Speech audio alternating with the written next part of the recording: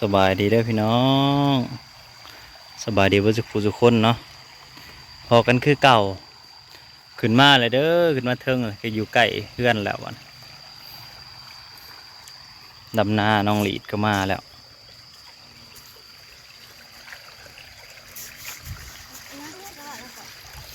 น้องหลีดก็มาแล้วนั่งมาแต่เช้าอยู่มันยังใส่นั่งกินยาพิษเม็ด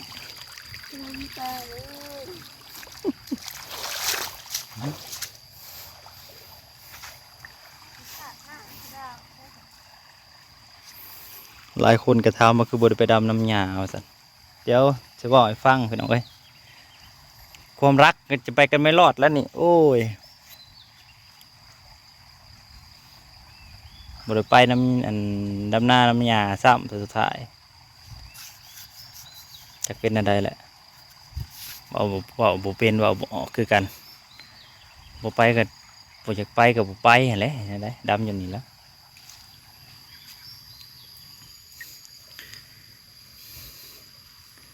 ต่างคนต่างอยู่ว่าสันว่าออกกันอ้าว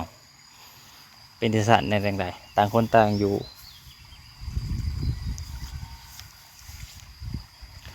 อยู่กันมาจากเดือนแหละลิศอยู่กันมาจากเดือนแหละ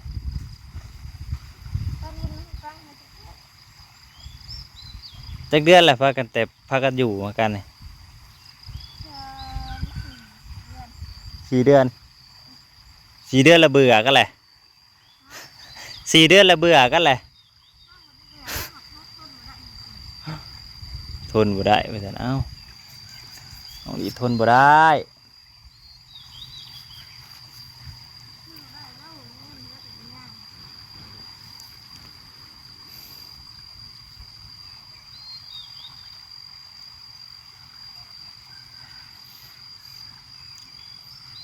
มันก็เว้ายากพูดยากเนาะแต่ละอันนั้นเอาจะบ่เว้าดอกเอาจะคู่ยังกระเซ็ตมาถามเอา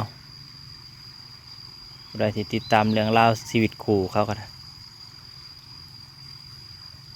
ตอนนี้แยกกันอยู่ตอนนี้นะ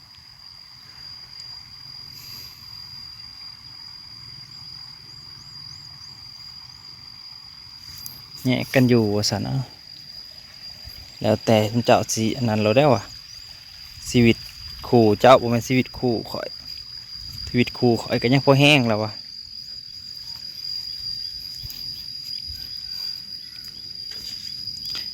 ทางนั้นกันพ่อใหญ่อ้อยก็เอาเงินไปคืนนี่สีดำให้หน้าให้แล้วเบ้ายังก็บ่เคยเห็นได้พ่อใหญ่อ้อยนี่เอาเงินไปกินซื้อลงไปดำเอาอยู่บ่บ้านลงบ่ลงเอาลองดูซูมมันก่อน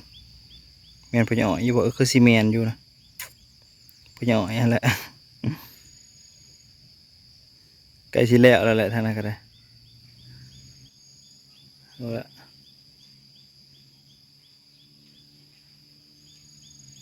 บริวารพลมัดก็คือสิแล้วอยู่ดอกว่า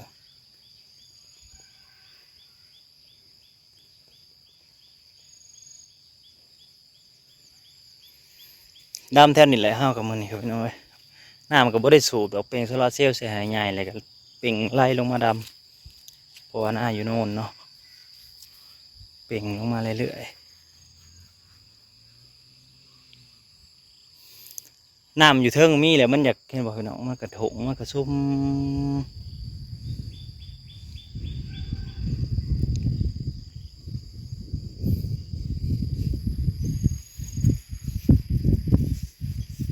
มันกระซุ่มนี่แหละใครแหน่อยู่ดำมันก็บ่ยากปานใดพี่น้องเพราะว่าน้ำมันสิพ่อเรื่องนั้นแหละกันแดดจัดมื้อนี้ก็ถือว่าน้ำมันก็ไหลดีอยู่น้ำไหลดีน้ำออกดีอยู่ก็ทำท่อน้อยอะไรเนาะท่อทำแขนเบอร์40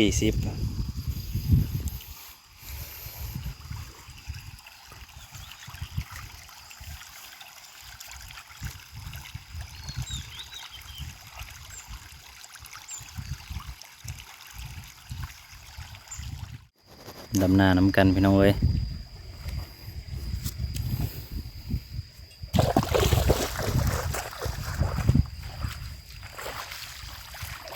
น้าดำทั้งลุ่มมีสีดำอยู่เทิง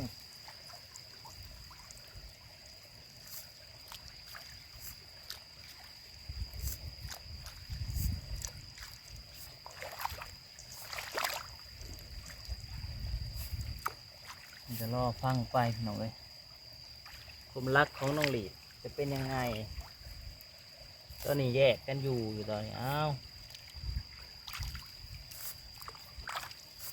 ปลาลุงกระทามอยู่ตลอดแต่เก่าเห็นเนาะเห็นข้าวดอกโลดตอนนี้บ่เห็นมันแปลกๆมันบ่แปลกแล้วพี่น้อง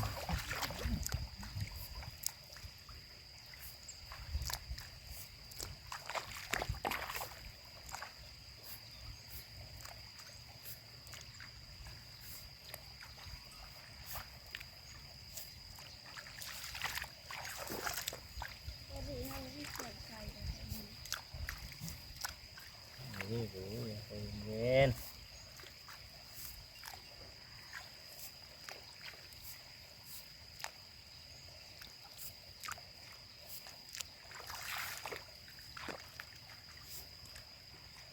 ห่อนข้าวสิ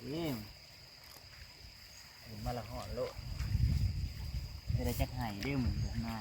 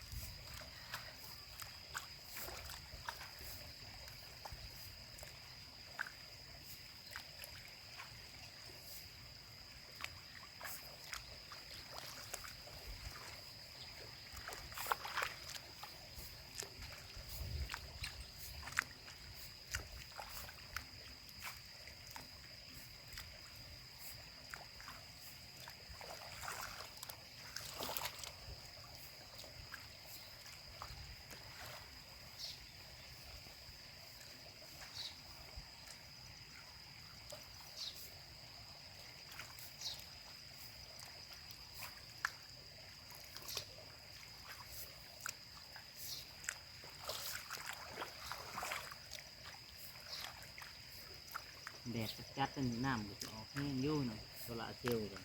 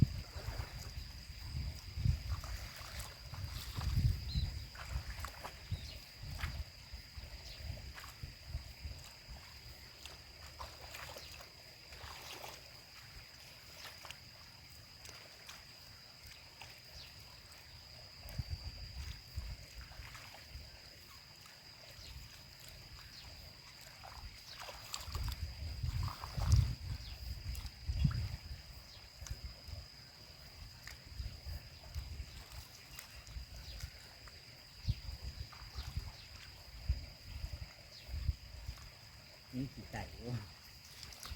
เรื่องภาษีใจมันได้ทำ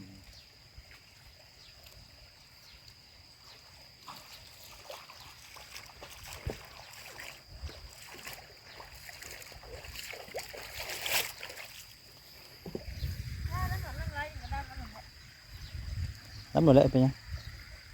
มันบ่เสาะไปดอกไล่แค่คอยนี่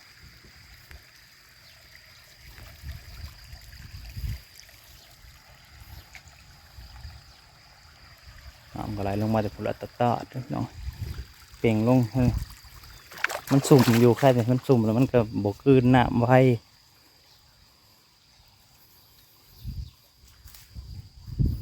ให้ลุมเลยพอดำแล้วเพราะมันมีน้ำขังอยู่แล้วพอขังบนมันมีน้ำมันก็ซึมลงมาสุ่ม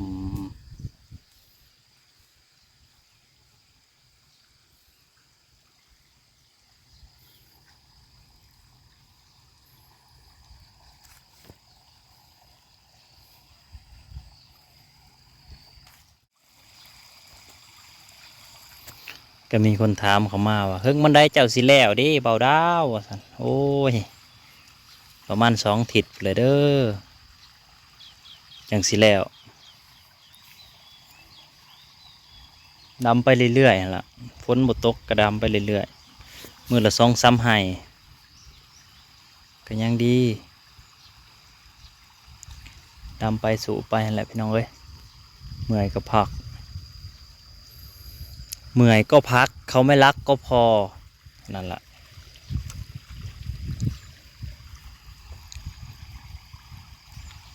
ทั้งลุ่มนี่คือว่าสิแล้วแหละคือบ่แล้วจักเทื่อซะ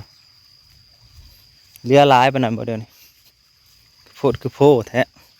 ไปอ้อยนี่ตัวแต่เงินไปกินนี่ยังบ่แล้วอยู่พอ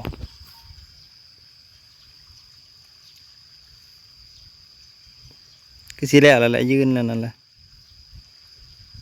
เรียบร้อยไปพอกันใหม่พี่น้องเอ้ยขอบคุณทุกๆกำลังใจเด้อขอบคุณบ่สึกผู้สุกคนเนาะที่เขามาเป็นกำลังใจ